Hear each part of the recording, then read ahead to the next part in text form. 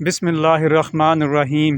السلام علیکم پیارے ناظرین، امید ہے آپ سب خیریت سے ہوں گے۔ ہماری دعا ہے آپ ہنستے اور مسکراتے رہیں۔ بزرگ اور حکمت کی 3 باتیں۔ بشیر نامی شخص ایک گاؤں میں رہا کرتا تھا۔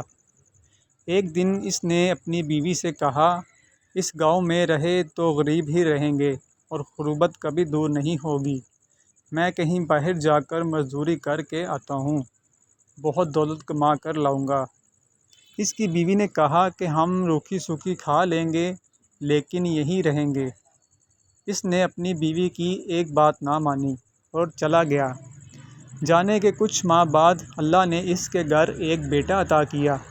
ادھر بشیر کے سلسلے میں سارا مارا پھرتا رہا اور کوئی کام اس کو نہ ملا۔ 18 سال گزر گئے اور وہ واپس نہ آیا۔ بیٹا اب جوان ہو چکا تھا، محنت مزدوری کرتا تھا، ان کے دن اچھے ہو گئے تھے۔ دوسری طرف اس کے شوہر نے 18 برسوں میں صرف 300 روپے ہی کمائے تھے۔ وہ 300 روپے لے کر گھر واپس آ رہا تھا کہ راستے میں اسے ایک بزرگ ملے۔ بشیر نے بوڑھے آدمی سے پوچھا، بابا جی کہاں جا رہے ہیں؟ گاؤں جا رہا ہوں بیٹا۔ لیکن تم کون ہو اور کہاں جا رہے ہو؟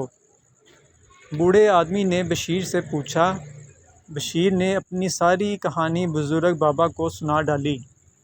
بابا جی نے کہا، بیٹا تمہیں میں حکمت کی 3 باتیں بتاتا ہوں، لیکن ایک بات کا 100 روپیہ لوں گا۔ بشیر مان گیا۔ بوڑھے نے کہا کہ پہلی بات یہ ہے کہ 10 آدمی ایک ہی کام کا کہیں تو اسے کر لینا چاہیے۔ لاؤ 100 روپیہ۔ بشیر نے دے دیا۔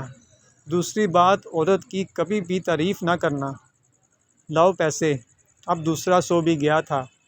تیسری بات، دشمن پر سوتے ہوئے وار کبھی نہ کرنا۔ تیسرا 100 بھی چلا گیا۔ یہ کہنا تھا کہ بابا نے کہا کہ تم یہیں ٹھہرو، میں ابھی آتا ہوں۔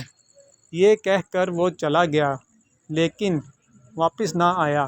بشیر تھوڑی دور گیا تھا کہ اس نے دیکھا کہ ایک کنویں کے پاس کچھ لوگ کھڑے ہیں۔ اس نے قریب جا کر پوچھا تو پتہ چلا ایک لڑکی کنویں میں جا گری ہے۔ اس سے لوگ کہنے لگے کہ تم کنویں میں چھلانگ لگا دو۔ 10 آدمیوں نے اسے کہا۔ اس نے کنویں میں چھلانگ لگا دی۔ پانی کے اندر جانے کے بعد اس نے دیکھا کہ جن نے لڑکی کو قید کر لیا تھا۔